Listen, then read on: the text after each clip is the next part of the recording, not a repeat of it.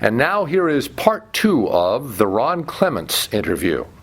We flew to New York, John and I, and we met with Howard sort of for the first time. We had a 12-page treatment at that point. The 2-page treatment was now expanded into a 12-page treatment. Yeah. And we met with Howard before we had gone on the trip. We had heard from Peter. It's like, yeah, Howard's got a lot of ideas. It sounds really good, and he wants to make the crab a Rastafarian. And we're sort of like, what does that mean? We actually had a crab in our treatment, a crab character who was a court conductor, who would become sort of Ariel's sort of confidant in the film, who was sort of a stuffy British character called Clarence, I think. Oh, okay. And so when we met with Howard, it was great meeting with Howard. He was about to direct Smile, the musical Smile, for Broadway, and we met with him. We talked over the story, the songs, how songs could fit into the story, and we took a lot of notes. We came out of that, that was one of the ideas that the crab. Howard's idea was basically, when it was explained, he was looking for a way to work more sort of pop music into the score, and he felt like a Caribbean crab that could bring in calypso as a natural kind of thing and not be forced. That was what he was thinking, but it also was a very interesting sort of character, kind of not as, I think ours would have been maybe more stock, and that was, and there were a lot of things like that. So, but Howard was doing Smile, so we came out of that meeting, and then we wrote the script. And so you made him into a Calypsonian character. And we named him Sebastian. Clarence wouldn't work for a Caribbean crab. We didn't have the songs at that point. We kind of wrote the script with kind of like descriptions of what the songs, how they might play within that. Right. And then we turned the script in after we wrote it. Great Mouse came out that summer. It was kind of a modest success. It was not a huge hit, but it was a fairly low budget film, and it did okay. Yeah, it wasn't the hit that Rescuers or even The Fox and the Hound had been. Right, but it did better than Black Cauldron, and it cost a lot less than Black Cauldron. And Jeffrey read the Little Mermaid script, and he really, really liked it. And we talked earlier, I think Jeffrey, having worked with Jeffrey, he tends to go pretty extreme in his reactions, which is he either loves it or he loves doesn't it, love or it. he just hates it. It's just crap. But in this case, he loved the Mermaid script. It was like one of the best scripts he had ever read in anywhere, in terms of what experience.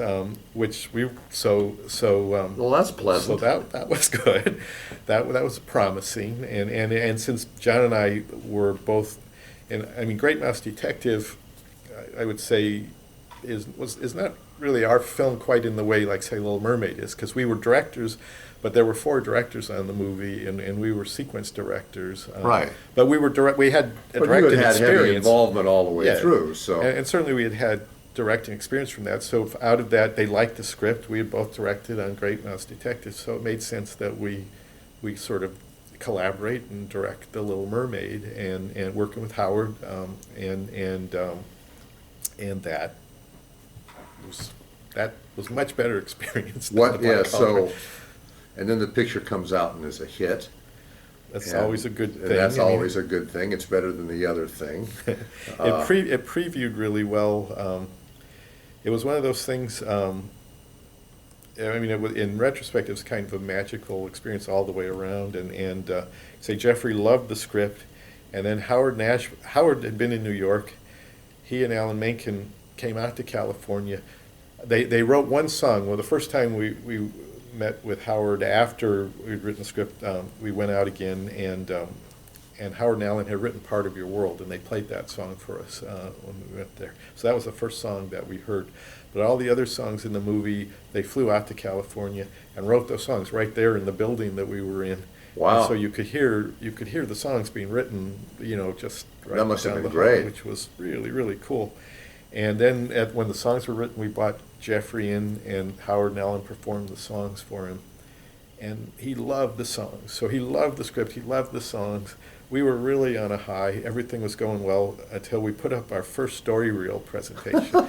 And we showed Jeffrey the entire movie from beginning to end, not With the scratch, song with the real tracks. actors, with all the real actors, although we did a little, recasting after that, but pretty much the whole film, not a speck of animation, just all storyboards. But the whole film from beginning to end, he hated it. Well, I wouldn't say he hated it. When we showed him Aladdin, he hated it. But his reaction was kind of, I love the script. I love the songs. I don't love this.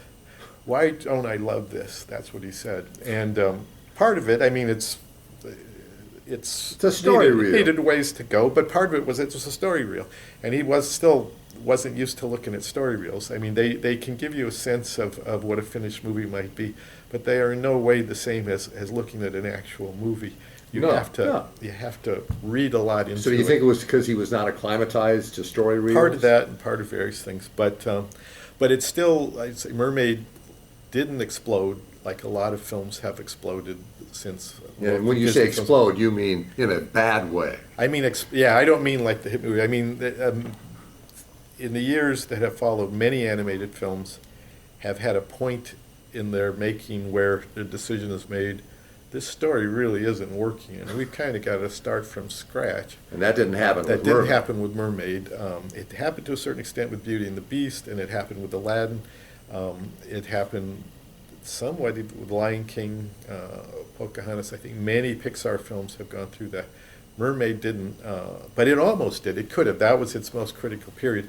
But even though it didn't explode, it sort of went on, and it was doing its thing, and it was hard work, and we were working on a tight budget, and there were long hours, and there was a feeling that there was a lot of potential. But when you get deep into these movies, you lose your sense of objectivity, and really, no one really quite had a sense of what the film was until sort of we previewed it for the first time. We previewed it at the AMC in Burbank. And how did that go? It was the best preview that they had ever had for any film at Disney. Wow. Ever. That's impressive. And it's still one of the best previews I think they've ever had. I think Lion King actually topped it. But yeah, that's that's a good thing. I mean, that when you have a good preview like that, because then the studio looks at the film differently. And the really interesting thing was the adult response was amazingly high, so much so that then Jeffrey had the idea he wanted to do another preview with all adults, no kids at all, which had never been done for an animated film. For an animated film, and we did that in Sherman Oaks. We had that preview, and huge. Now, was the film pretty much done at that point? A little No. pencil left, or was it? No. Well, the first preview, it wasn't even half in color, but people got into it. I mean, like the second the one for all adults was a lot more in color at that point. But Yeah, still, yeah. it was not finished by No, by it any wasn't. means. Okay. But so then Jeffrey was like, because the adult response was so high, they actually worked sort of two separate marketing campaigns on the film. Not just the kid family campaign, but they actually did kind of more of an adult campaign as well. And the posters were different things were within that. And yeah, it changed a lot. The funny thing was that about 6 months before Mermaid came out, this was before the preview, Jeffrey had met with us, and he was saying kind of like, we're very happy with the film. We think the film has turned out really well, but we don't expect it to do particularly well. We don't think it will do as well as Oliver and Company, which was the film that had come out before, because it's going to be perceived more as a girls' film. It's not going to sort of reach the full audience because of that. And they were okay with that. They were okay with that. And Cinderella had kind of underperformed somewhat as a reissue around the same time, or before that, so that was part of that. And we were kind of surprised to hear that, because we were like, we had just, in some weird way, we had never thought of it as a girls' movie. I mean, Yeah. but it didn't work out that way. I mean, it Turned actually out to reached do very well. it was, at the time it came out, it was the biggest animated film it did 85 million in its first release, which was the Well highest over at that 100 by point. the time you put the second release in there, and Yeah, and so it did very, very well. And then if it exploded in a good way. That was on video. When it went to video, it just it opened a lot of eyes as far as the potential of those things. And then merchandising wise, nowadays people think so many of these films are like that. Merchandise is kind of the primary thing behind these films, but for Mermaid, they did very little merchandise to begin with. That just was not. it was just only too later risky. that the It merchandise. was only after the video and stuff. But all the merchandise they did sold out almost immediately. But they hadn't done that much. The other funny story about Mermaid, I said I would ramble, so I'm rambling. There's nothing wrong with rambling. But in terms We're of here to learn. in terms of the merchandising thing, we've told this story before, but at a certain point, because when you work on these films with pencil tests, they're black and white for a long period of time. And even Jeffrey, I think, he was really surprised. I don't think he sort of realized until he started seeing color that the mermaid had red hair. He just pictured her as a blonde. And even, I remember he said this, well, all mermaids are blonde, but hey, how can you prove that? But I think he sort of went around with it. But then Tyco, the Tyco company, was going to make dolls. They were going to make dolls for the Little Mermaid, and they were horrified when they saw that she had red hair, because market research had always said, confirmed, red-headed dolls don't sell. They just don't sell. What about Chucky? Well, there you go. So Tyco was like, she can't have red hair, but that was. We still gave her red hair. We wanted her to have red hair, and that was sort of a thing right from the start. Just somehow we wanted her to have red hair. It fit her personality. But Tyco, when they made the dolls, were so afraid of that. The dolls didn't have red hair. They made the dolls kind of strawberry blonde, even though in the movie she had this deep Flaming red hair. So they had to remake the dolls because people didn't want the blonde Ariel. I mean, they wanted the Red-headed Ariel. But I still have one of the blonde Ariels. So Do you? I saved that. It's a collector's item. So let's jump to Aladdin, because the question I have, you know, I've heard from John a little bit, and I've heard from Ed Gombert, not so much on recordings, but about how John talked about how it was sort of, you didn't develop it from scratch. The Aladdin idea was sort of sitting there, and you guys jumped onto it, wasn't that? Yeah, it was Howard's idea, Howard Ashman. While we were doing Mermaid, I think he pitched doing Aladdin to Jeffrey. We weren't involved at all at that point, although I think Howard once, during Mermaid, I remember him asking me what I thought about Aladdin. Did he see it as an animated film? Yeah, Okay. an animated feature. And so after we finished Mermaid, and Mermaid was successful, there was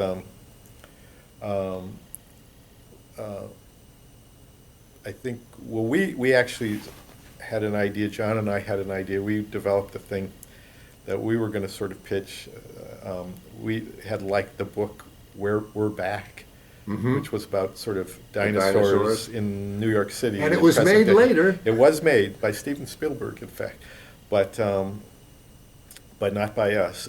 But then I don't know, even maybe there was like, we couldn't do it because the rights were already taken, or I don't remember. But at any rate, that was passed on. Jeffrey gave us a list of 3 films that he thought we could work on. And the 3 films he showed us were The Swan Princess, and a film called King of the Jungle, a sort of lion in Africa kind of movie. That would go nowhere.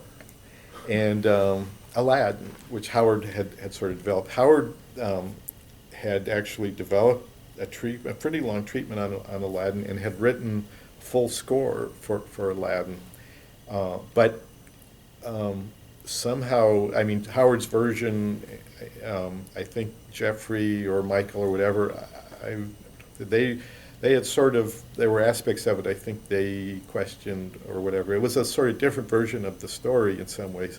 So it was not sort of really going at that point, but then Howard was very involved with Beauty and the Beast. I mean, he and Alan were working very extensively on Beauty and the Beast. But the the idea of Aladdin, we liked that. I mean, that interests us the most. Lion King, like you say. I mean, who would ever go see a movie like that about a Lion King? And Swan Princess seemed too much like Mermaid to us, I think. So we liked Aladdin, the Arabian fantasy. That was cool. We read Howard's treatment and listened to the songs. The songs are great. I'd say all the songs are great. There were things about the story. We had kind of a slightly different take on the story, but there were aspects of Howard's story we liked a lot too. So, so we did kind of a new version of that, but we wanted to keep as many of Howard's songs as we could. Yeah, But we kind of reworked the story. And Howard's story, probably one of the big changes is Aladdin was part of a street gang, and there were like three other guys that were sort of part of his gang. And, yeah. And several songs were songs that the street gang sang together. And we kind of weren't sure about the street gang, and I think that hadn't gone over well before, so we didn't use that. So that some of the songs went, they were really fun songs. But so and Howard's Genie was different than our Genie. I think his was more of a kind of a Cab Calloway Genie, which is reflected in the Genie song that's in the movie, which is the original song in Howard's version. Our idea, and it really was, and it was an idea both John and I kind of came to really early on, because unlike Mermaid, which felt like, hey, we got talking fish underwater, this is designed for animation. You could probably do it in live action, but it just seems like this is kind of made for animation. Aladdin could be done in live action. The original fairy tale could. There was Fairbanks' version, and there was Corda's version. And it had been done before, so we wanted to find a way to do it that really made it feel like it really would take advantage of animation. New and fresh. And so our idea was that this genie could be like a shape-changing genie, and if you had like Robin Williams do the voice of the genie, and because he was kind of a vocal shapeshifter, and with all his improv and stuff, that you could do something really fun with the genie that you could only do in animation. Yet you could never do something like that in live action. So it wasn't. So that was just the basic idea of trying to find what we would say an animation hook. That was kind of our animation hook, was Robin Williams as a genie. So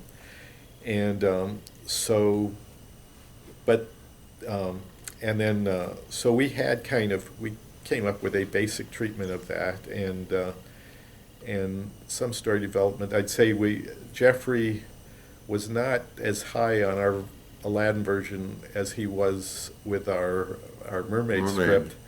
And we wrote a script. Yeah, we did write a script, got all the way to script. But he wasn't, even though I say Jeffrey, he somehow let us go with it, I think, maybe because of the Sixth Mermaid, I don't know, even though he had, I think, some problems with it. And we did, we boarded it. We met with Howard again, and Howard wrote some new songs. We met with Howard, I think, this was like maybe a few months after they had won the Academy Award, the first Academy Award for Little Mermaid.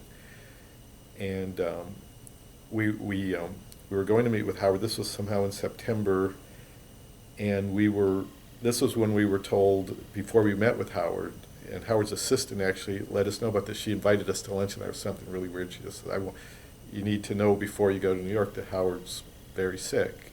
And I think John touched on this too, that he had AIDS, AIDS. And we had no idea. I mean, Howard seemed healthy during Mermaid.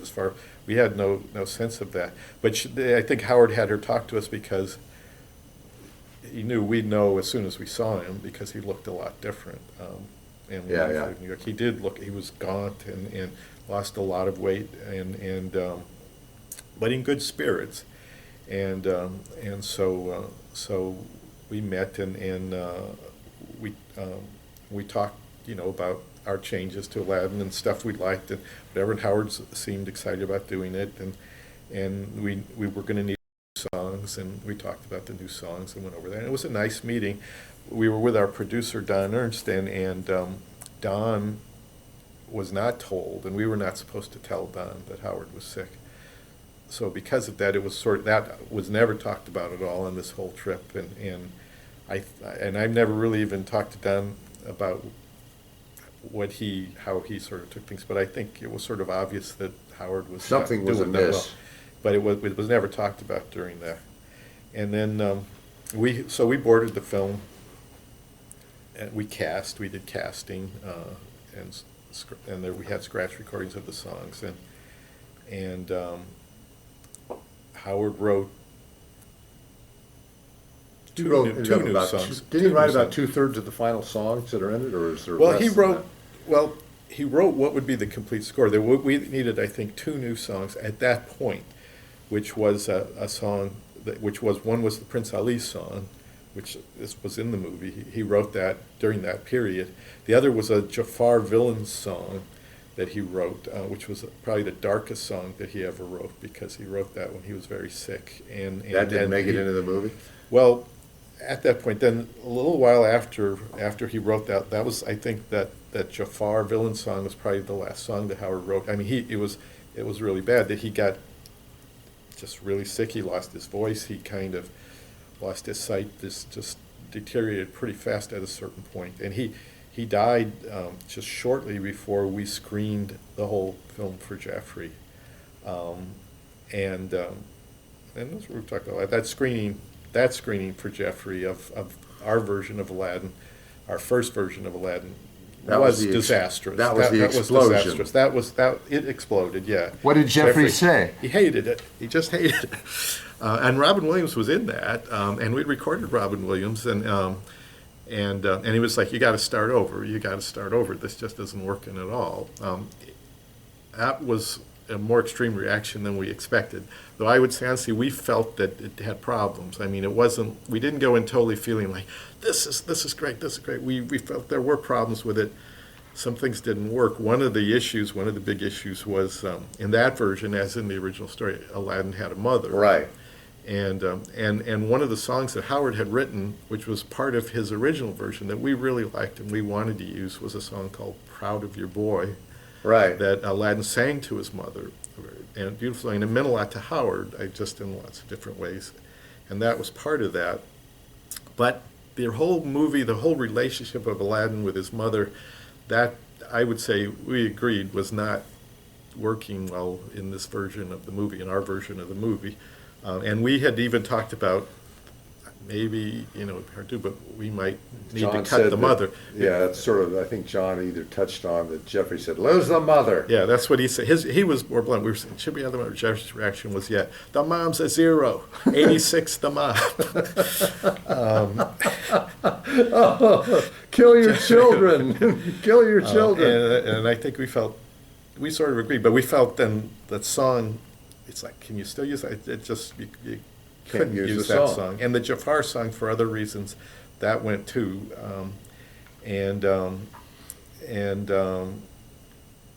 So but anyway, so that was kind of a crisis on that movie. And the scariest thing for us on that movie was this was somewhat far along. The movie was actually intended to be released in theaters in about a year and a half. And you had to And- start and over. Beauty and the Beast was finishing in about like 3 months. Beauty and the Beast would be finishing animation, which meant that all the animators would be coming onto our movie, and if we didn't have anything for them to work on, they would just be sitting. And Jeffrey, even though he wanted to start over, he did not want to move the release date. He said, "I'm not moving the release date. We're keeping that release date." Just So there was a lot of intense story work, right, in that a lot of period? intense story work. I think we felt, and Jeffrey felt, so that we needed to bring in a writer. Mermaid, we pretty much wrote ourselves. I mean, Howard did some writing toward the end of Mermaid, but for the most part, John and I wrote that script. With Aladdin, we're in the midst of production now, and plus we're a little fried. So we started looking to find a writer or writers to come on. We had some ideas. We had some ideas of how we were going to rework the story. So you got the Pirates of the Caribbean guy. We did. We interviewed some writers, and we brought in. We met with Ted Elliott, Terry Rossio, who were big animation fans and nice guys and talented guys and smart guys, and felt really good about them, and that felt like comfortable, like that would work. And they came in, and then in a few months, we had to kind of just sort of rework the movie and get it up on reels again as fast as we possibly could. the good thing, the thing that saved us, was the songs. That even though we lost some songs, we still had like 4 songs, at least maybe it was 3 songs that seemed really solid. The Genie song, the Prince Ali song, primarily, actually it was those 2 songs primarily, but we could put those in production, and that's what we did. And so while we're trying to get the rest of the movie sort of figured out, those 2 songs went into production. And as it turned out, we actually brought things back from the earlier version.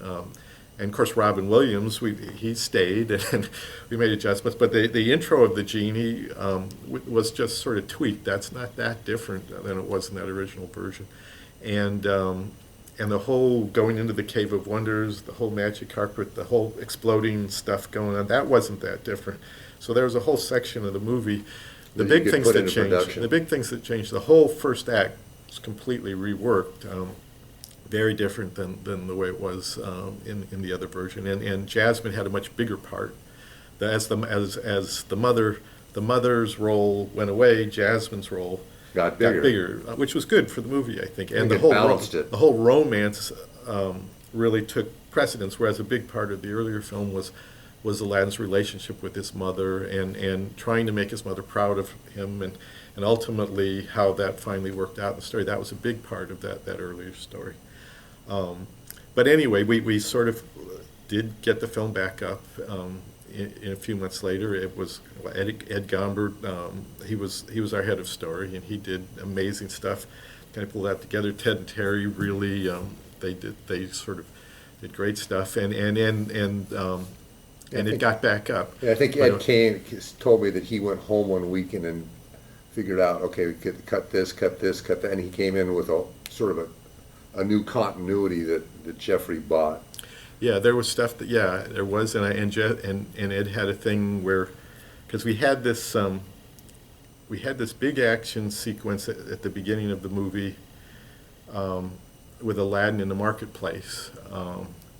It was not a song, and Ed had the idea that we could actually. He took as a sample one of the songs, a song that Howard had written with that gang of street thieves, right, and used it as a basis, and kind of put the boards together with that to turn that whole action thing into a song, into a musical beat, which worked really well. And then but you had to get a new song. Well, that was a new song we had to get, and A Whole New World had not been written and did not exist. And Jafar didn't have his song, because that had been cut. So there were potentially 3 new songs that we needed.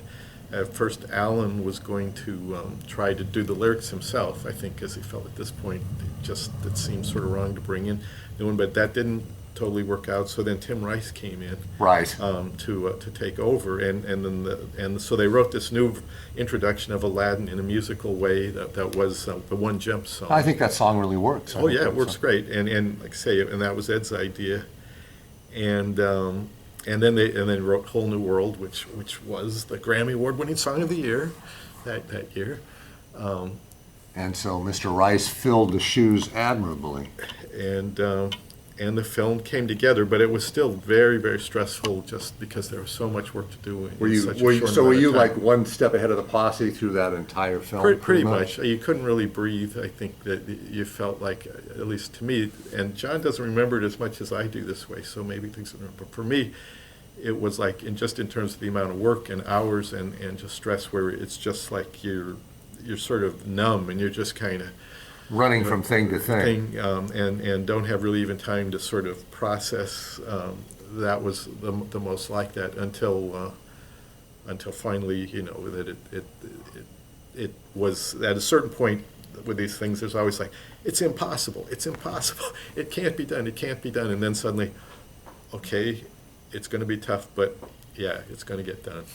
Did you always have, this is a non sequitur, but Robin Williams does a little character at the beginning, right? Yeah.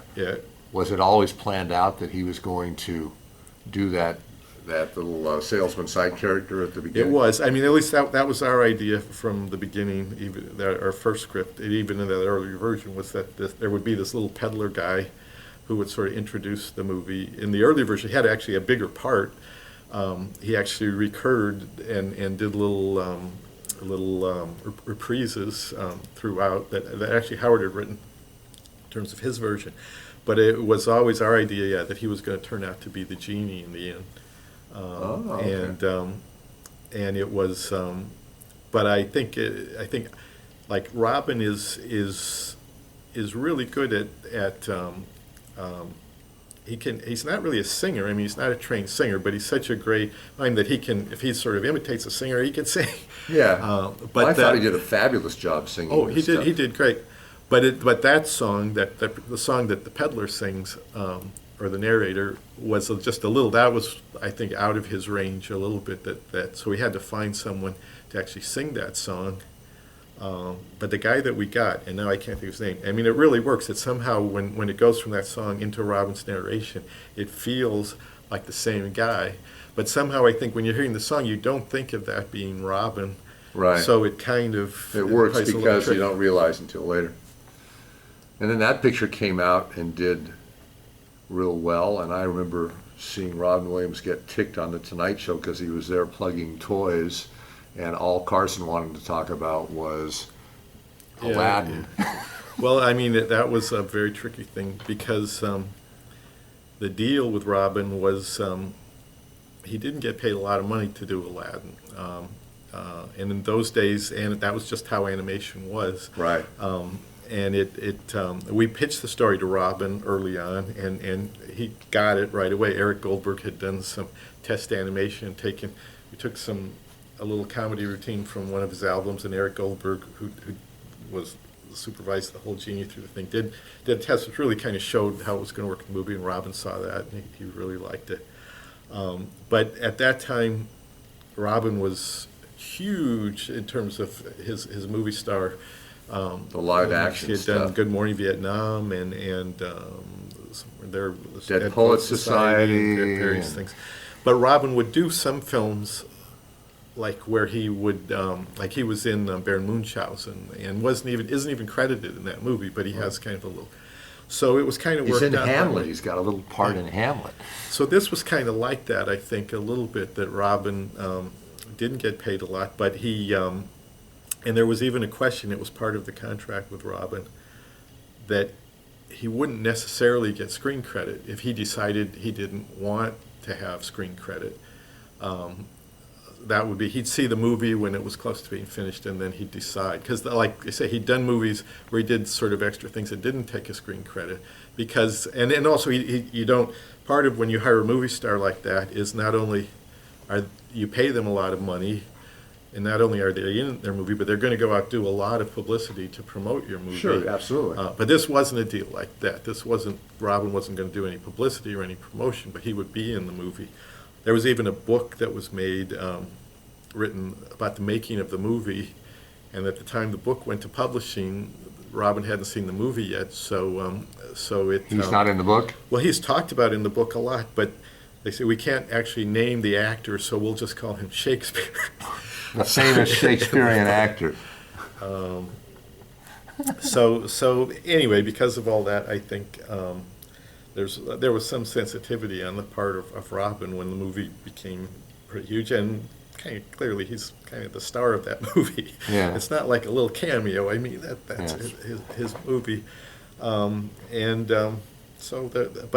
we've met with Robin a few times since then, and we've talked to him, and he loved doing the movie, and I think he really liked working with us. And he was the greatest guy to work with, ever worked with. I mean, he was just he had so much energy, and so he did. I mean, we literally had hours and hours of recording of Robin, and that was more him. He just kept wanting to do it over and over and different things, and he would keep coming up with Then what do you ideas. use? Isn't that the question? That was the question. It's like, and that we had to figure out a special method, which we did was we transcribed everything. He would come in 4-hour sessions, and he would go pretty much, and by the end of those sessions, Robin would just be like, He's sweaty.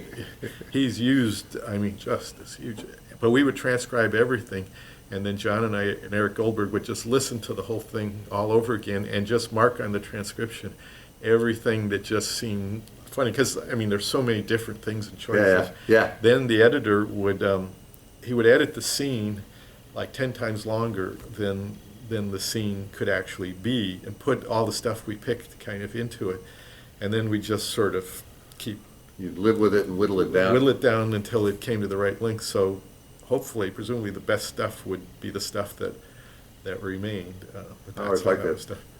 Look, it can't break. Oh, it broke. Well, that was done. We actually that stuff with the narrator, the peddler, was done, and that was Jeffrey's idea. Actually, was to put a bunch of props in a room, and let Robin just kind of go around and improvise with the props like this. And so all of that all was improvised. I mean, there's only a few little bits that we use because it's a short bit, but Yeah. he did a lot more for that. Oh, yeah, I'm sure all the way through. I mean, and you know, your head of story told me stuff about that. But yeah, I mean, that of all the pictures from that period, that's my favorite. That picture really grabbed me by the lapels. What? And then your next effort was Hercules, and was that again an assignment, or did you choose that, or was it like here's three and you decide which one you want to do? Well, while this is the story, I mean, for better or worse, as I mentioned before, going all the way back to that Gong Show, actually when I pitched The Little Mermaid, and they said, no, it's too close to Splash, what's your next best idea? I said, well, Treasure Island in space. And they said, well, that's actually kind of the plot of the next Star Trek movie, so Oh yeah, I remember maybe that. not. I remember that. I mean, the next Star Trek movie was the one where they actually saved the whales, which didn't really seem to be much like Treasure Maybe they Island in were space. maybe so they I don't were know out if, of the loop. yeah, I don't know if things changed, whatever. But somewhere while we were doing Aladdin, head of development at that time, Charlie Fink, came into our offices and he said, just, you know, what they're always looking for something. It's like Flick or something. And for whatever reason, this was a certain point, he said, you know, they're looking for science fiction ideas. Got any science fiction ideas? Oh, and they're also looking for pirate ideas.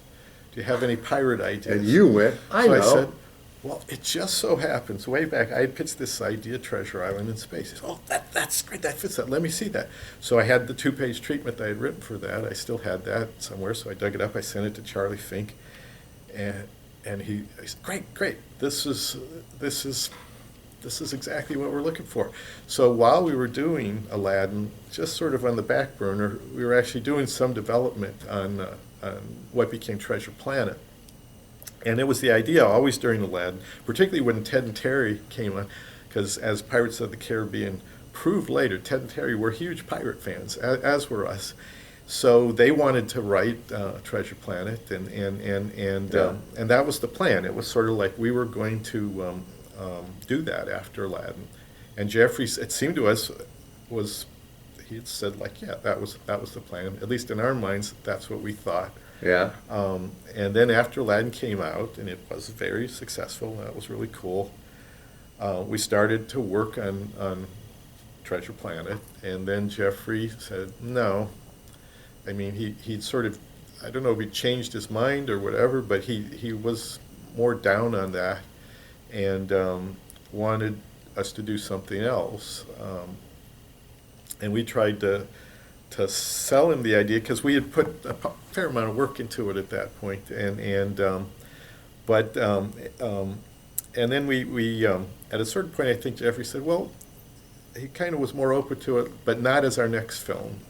He'd have to wait to do that, so we had to come up with something else.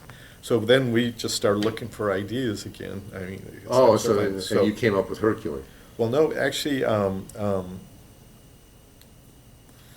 Hercules was from a Gong Show, not a Gong Show that we were at, and this is bad, but the guy that Joe, my mind, this happened to me in my old age or whatever. Happens to me in my young age, but doesn't matter. But Somebody else pitched it. Somebody had pitched Hercules, an animator just had pitched Hercules at a Gong Show, and so when we were looking for stuff, they gave us a list of various projects that had kind of not gotten gone, and had, so that there was some interest in it.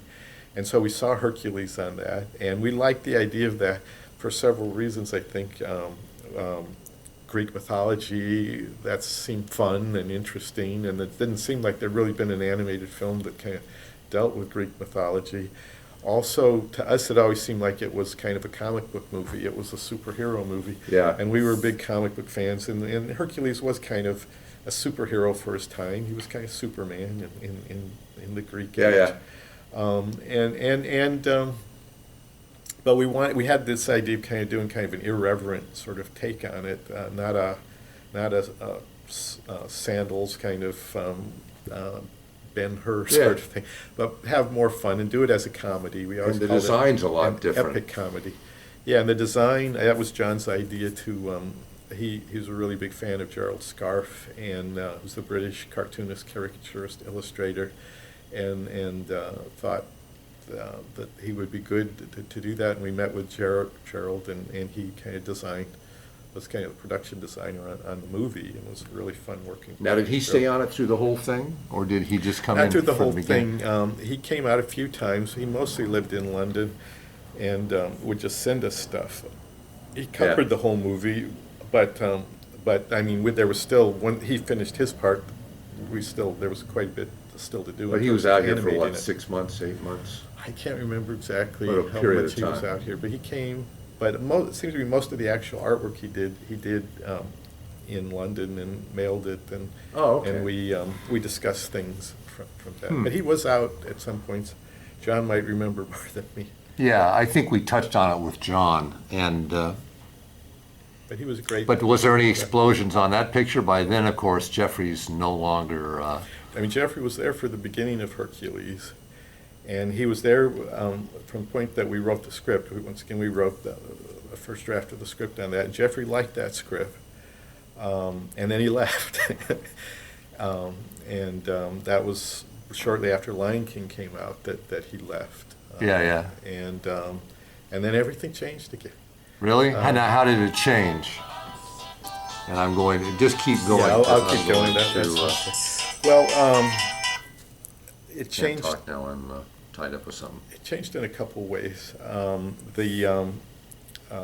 I mean, certainly Jeffrey left right at the point where Disney animation had kind of reached a pinnacle of at least the Disney animation of the 90s. I'd say Lion King was the pinnacle, which we weren't really involved with. I mean, except we watched it sort of develop, and we watched it go through its trials and tribulations, and it was like, the hugest blockbuster, about as big as you can possibly get. And then Jeffrey left right at that point, and so you had a point where, I mean, Hollywood is Hollywood, and if something becomes really successful, everybody in Hollywood sort of wants to get in on it. It's like, if something makes a lot of money, how can we be a part of this? So at the same time that Jeffrey left, is starting his own studio. Warner Brothers and Fox, Universal, all those studios also are looking into, can we make animated features? How can we sort of get I remember get in that on period. this? And it was kind of a boom time for a lot of us, I think. But it also made the cost of the movies go up dramatically. The salaries were going like through the roof. Right, and as things happen, maybe it shouldn't seem that surprising that as the cost of the movies went this way, the profits of the movies did not. Went the other way. They went the other way, Yeah. so that's how things changed to a degree. Of course, the other thing that changed around that time is Toy Story came out, and we've known John Lasseter obviously since he was an animator at Disney, and John Musker knows John Lasseter better than I did because they went to school together and they were suite mates together. And we saw Toy Story being made, and we're good friends with Joe Ranft, and became good friends with pretty much all the Pixar guys, and we saw early screenings of Toy Story, and Yeah. and we saw it evolve, but we also saw the potential of it. And even at the time, we were, There was an this is explosion Snow there White. too. I remember when Joe Ramp came through the studio and said, "Oh, we have to redo the whole middle. Jeffrey's not happy." So Yeah, there was an explosion, and a lot of the Pixar films had explosions. But the potential, I mean, even this is like Snow White. They're doing like this for like computer animation. This is Snow White. This is the beginning of something that's brand new. But even I don't think, even though we were really excited about Toy Story and all the Yeah. potential, that we didn't totally see the future that this was going to kind of just sort of Take over. revolutionize animation and change it in some pretty significant ways. In other ways, not so much. Certainly, I think people at Disney always see Pixar as kind of like, which is like John Lasseter, as taking Disney and doing something new with it, but still the Disney influence is really strongly there, and the basis of, strong character, strong acting, strong relationships, Yeah. strong story, entertainment, and everything. That's all the same. Tone-wise, there are things that are very different, and subject matter things are different, and the look obviously is hugely different. But Pixar films have a closeness to Disney films, and vice versa, even before John came back to Disney. yeah. Oh yeah. I mean, there's a definite lineage there, one influencing the other, and basically, it all starts with Snow White Right. and those early films, and there's And of course, John Lasseter's a huge Disney fan, and that's been a huge influence on what he's done. But so that all was kind of starting during Hercules. during I think. Hercules, but there were no big explosions in Hercules. Hercules did not explode. No, it went relatively smoothly. It had a little bit exploded budget-wise. Yeah, well, because it was everything was going like being this. done in this period where suddenly salaries are just kind of just Through the sort of roof. taken off, and everyone's competing to get animation people all over Hollywood. And it was sort of a tight schedule, I think. I know we wanted, with Hercules, we just felt it was definitely a comedy, but it was an epic comedy. I think our biggest sort of one was we just felt we needed a little more time than we got. That if we could have had not a huge amount of time, but we felt like that there was so much pressure to keep the film as lean as it possibly could be, that we would have liked to have let a few things just play Yeah. a little longer. Yeah. And there was that made it a little more intense, but relatively, I would say that it did not explode. It did not have. It is. I mean, we brought in writers that really helped a lot. Two Seinfeld writers, and we brought. And you can't Well, remember their names, but that's all right. No, they're- They can look it up on YouTube. They can look it up on Google. And they did great work. Yes, this is sad, but No, it isn't. I need to have It's the vagaries of when you get Don further McHenry, along on the highway of life. Irene Mackey, Don McHenry, and Bob. Don and Bob. Anyway, but yeah, it was. I would say, and so there was Plessing that went through, but it didn't go through any sort of huge start over kind of Yeah, phase. yeah. And so when Hercules wraps, you've already done some work on Treasure Planet. Right. So do you just pick up and continue on with that? Yeah, we'll see what had happened for good or bad. Obviously, Treasure Planet, I mean, I personally very fond of that movie, and it's meant a lot to me. And it did get an Academy Award nomination, and then there's some beautiful animation, beautiful work. It was not the definition of a financial success. It was not what you would call a hit movie for various ways. But going sort of... There are other animation directors I'm that have had other unpleasant experiences with science fiction films, and some quite recently. Well, what can be said? But I'm a science fiction fan. Treasure Planet was my idea. I take full responsibility for it. But now I forget where I was going on it. But after after Hercules, no, during Hercules, when this whole Jeffrey thing happened, and Jeffrey's wooing everybody, and there was even Jeffrey was maybe Wooing even kind of you, wooing maybe. John and I to some degree. You got a phone call. And Michael Eisner met with us and had lunch with us, and it was like, and he knew we wanted to do Treasure Planet, and he wanted to as well, and wanted it to be, and we sort of agreed that it would be our next movie after Hercules. That sort of before Hercules was finished, that was kind of sort of agreed on that we would do Treasure Planet as we would your do next Treasure one. Planet after that. In some ways, that was a good thing because technology had advanced that allowed us to do things that we were able to do in the movie that I think Yeah. would have been harder if we had done it like a few years earlier. In terms of Treasure Planet, I mean, it was certainly an ambitious film. It was an expensive film. It was not an out-of-control movie at all. I mean, it was always intended to be an expensive movie. I mean, it was Yeah. a hybrid movie, which is the kind of that's very difficult to do, where we were combining hand-drawn characters with digital backgrounds in order to sort of do kind of Yeah, yeah. complete cinematography, because Yeah. it was an action movie. It was the first film we did that was not a musical, though it's a genre that we like very much. So it was a very ambitious movie, a difficult movie, because of it combined these processes, and then when it was expensive, and it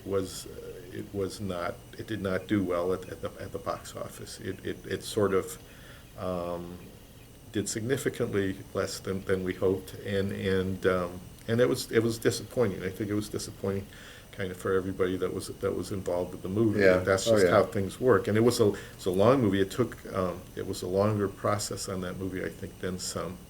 It took a while and a lot of people involved, but beautiful work. I think we I were think just Glenn's pleased stuff, with I mean, combining with that. and Eric Daniels did the sort of CG part of that, and just say my own personal feeling is that it deserved probably, I think, better than A better fate than it got. what happened.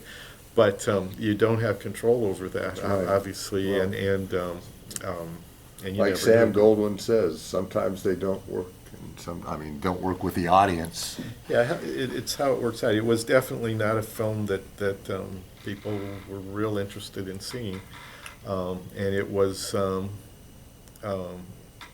I mean, it was reviewed pretty well, but not as well, I would say, as the other films. Yeah.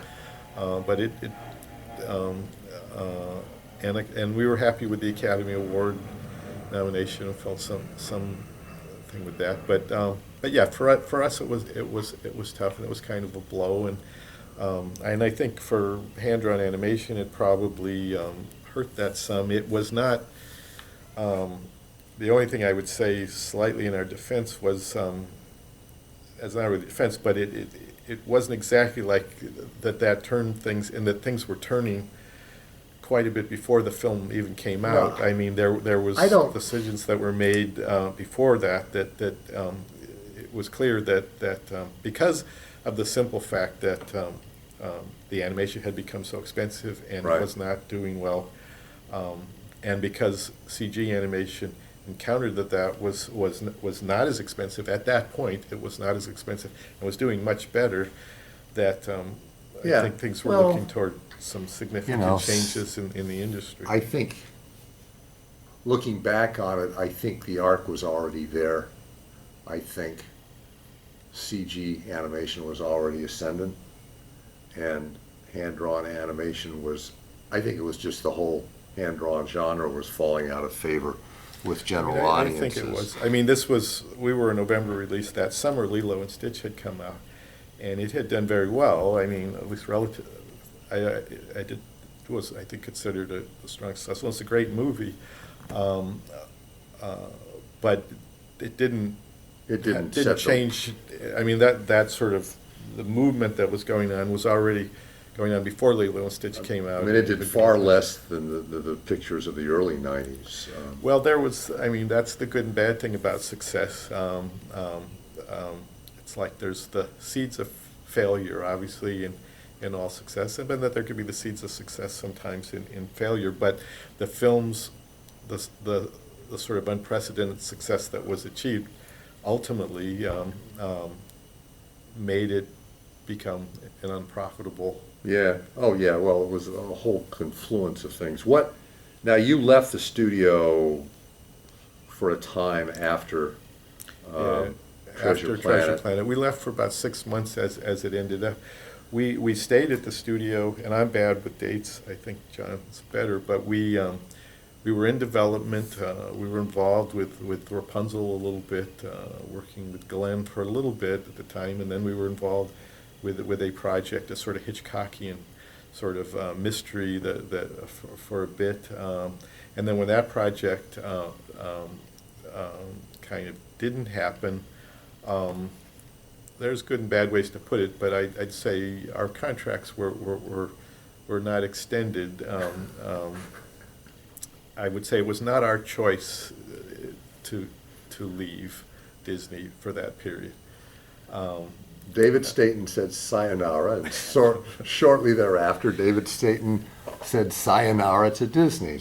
Well, as it turned out, I mean, when we left, we didn't know what was going to happen, and things. And we had an agent. We had a good agent that we had, well, before John Levin at CAA, sort of representing us, and we had been sort of checking things out around Disney, and we're kind of open to things. We were open to possibly writing, just doing some writing and not directing. Even in live action, we were looking at possibilities within that. Yeah, yeah. It just seemed like, well, maybe it's time just to see what happens, and.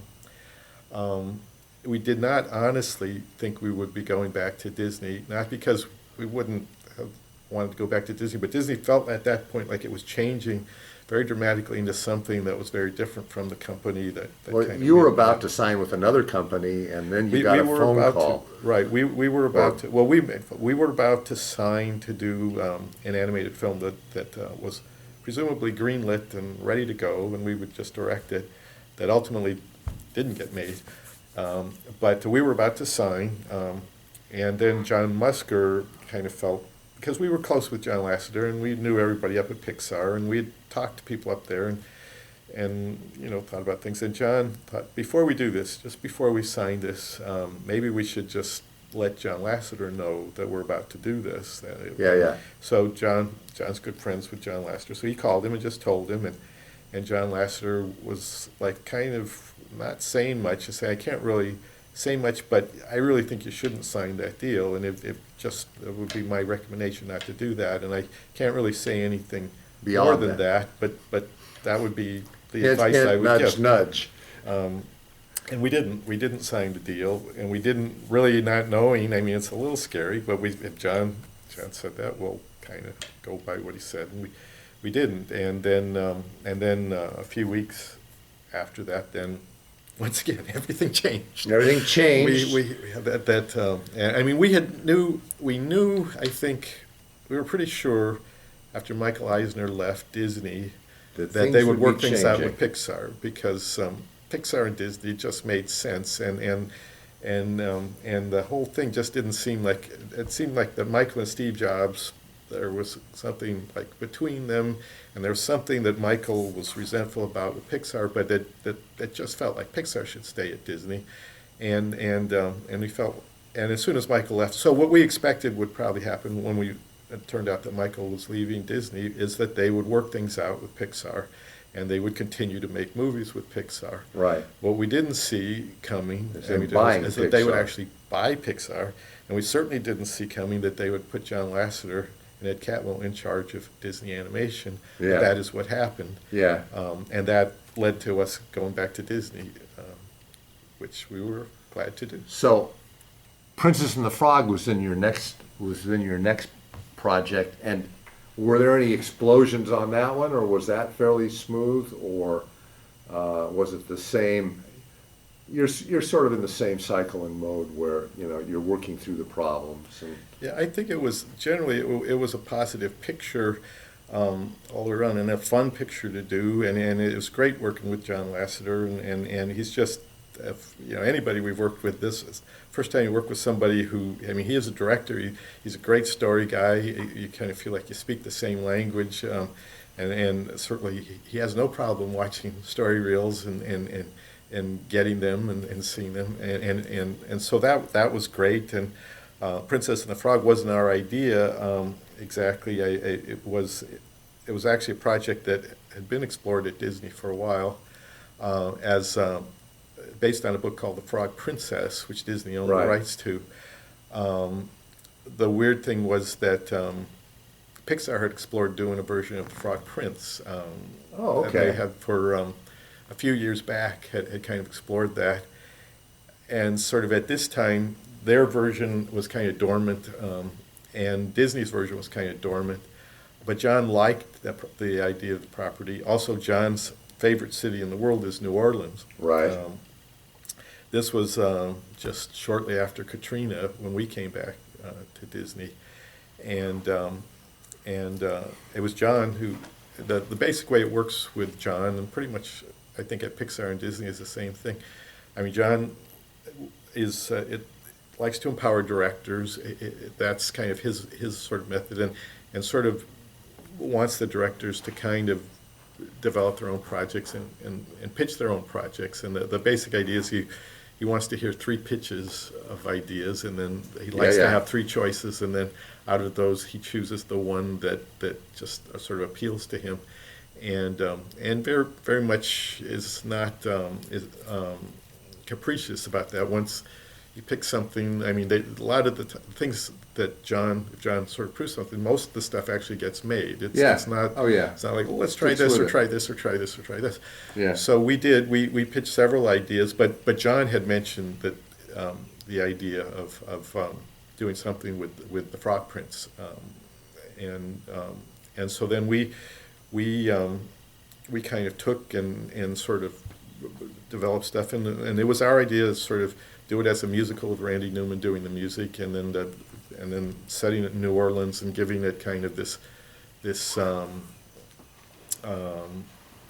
in the 1920s, to give it that sort of jazz age thing, which felt good for a musical, and to have the main character be African American, and so we pitched that to John along with a couple other ideas at the same time. Of the 3 ideas we pitched, 2 he liked quite a bit, but the frog, what at that time was called the Frog Princess, that's the one he liked the most and wanted to go with, and we liked it a lot, and we thought it had a lot of potential, and we wanted to do it hand-drawn, and he was all for that, and so it moved pretty quickly. John's first thing was, you got to go to New Orleans and really get a sense of what that city's all about.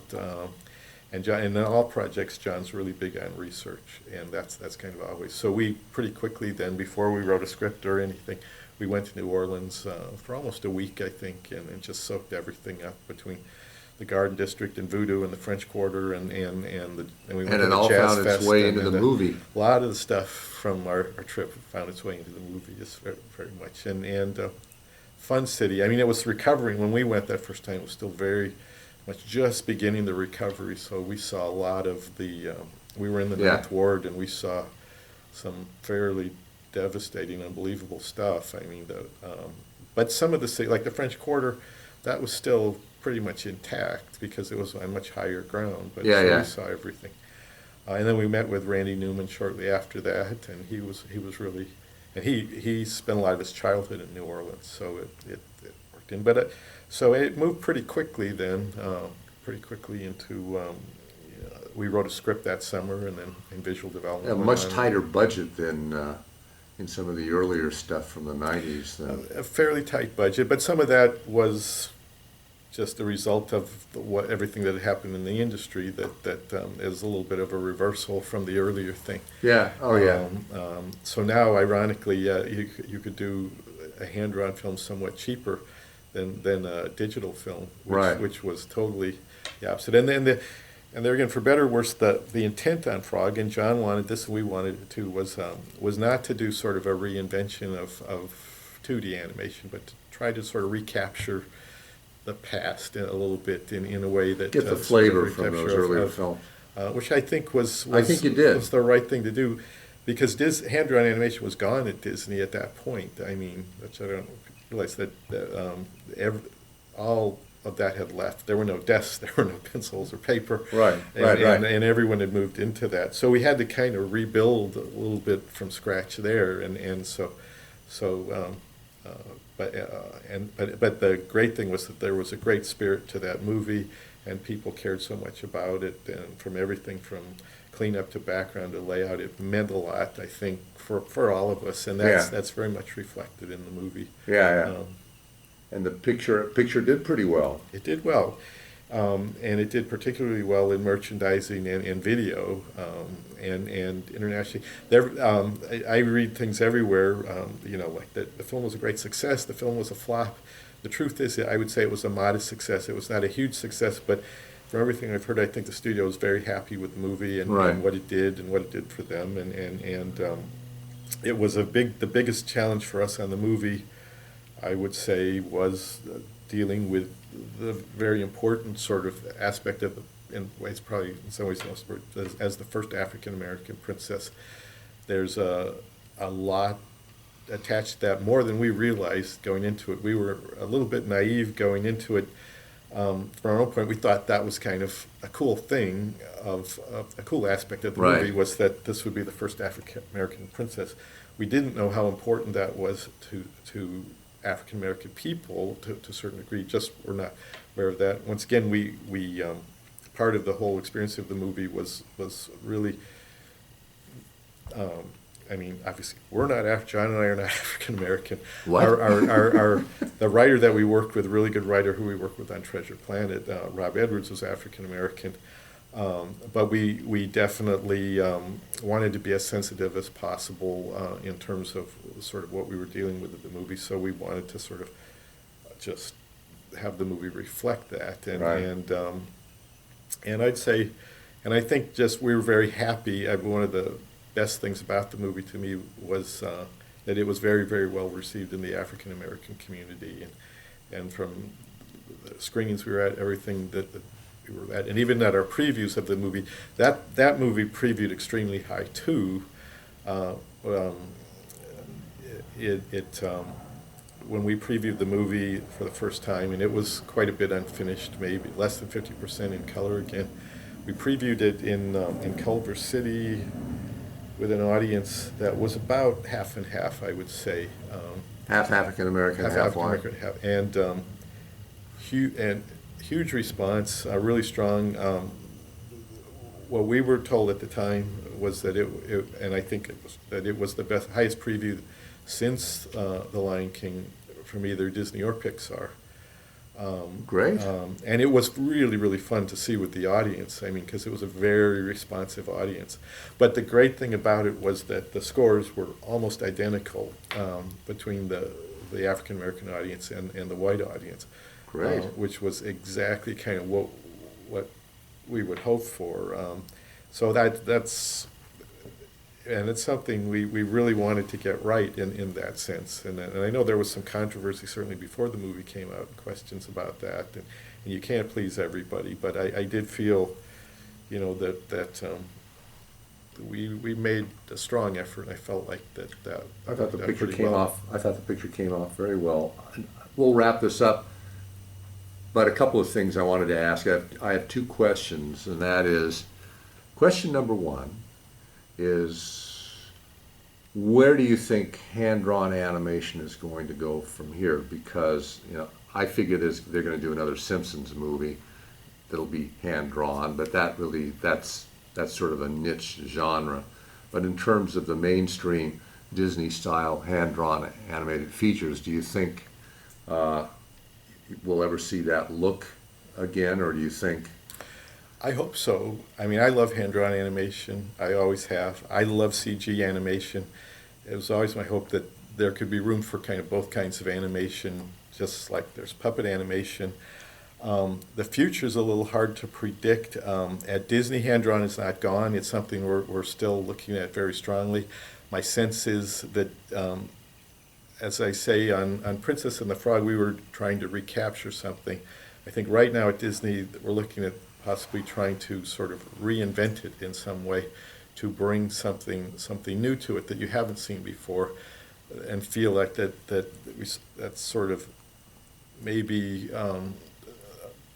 the thing that needs to happen to just sort of awaken people to just what's so great about it. If you love hand-drawn animation, and if you know a lot about it, you know there are certain things about it that are just unique and that can't be achieved any other way.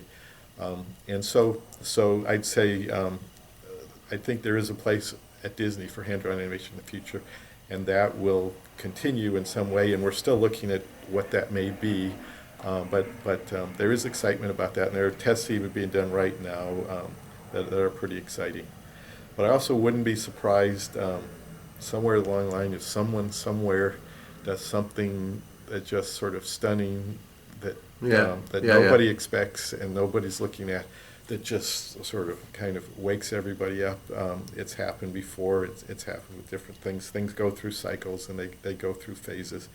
But I always tend to feel if something's really good that it has a place, and that there's just something to me that's magical about that process, and that it is. I mean, it's in terms of aesthetics that it becomes harder to say what is a type of thing. Is there a sort of film that has to be hand drawn aside from The Simpsons, which, like you say, I mean, obviously you could do a Simpsons feature all in CG, but I don't think there would be there would be a real point to that. But there's, and yet at the same time, even if you take a film like 101 Dalmatians, it's sort of picture if that film had been done. That's one of my favorite Disney films, along with Pinocchio. If that film had been done CG, would that really be like just the wouldn't be the same? It's like things are different. There can be different things, and everything shouldn't be the same. And I know there are a lot of people that feel that way, and so somewhere or other, I think, regardless of what happens, it's going to find its way back. Okay. I think we'll leave on that because you've actually answered the last question I was going to ask, which is your favorite animated feature. You said 101 Dalmatians. Do you have any? Well, Pinocchio and 101 Dalmatians. Those are the two biggies? Those are the two, I would say.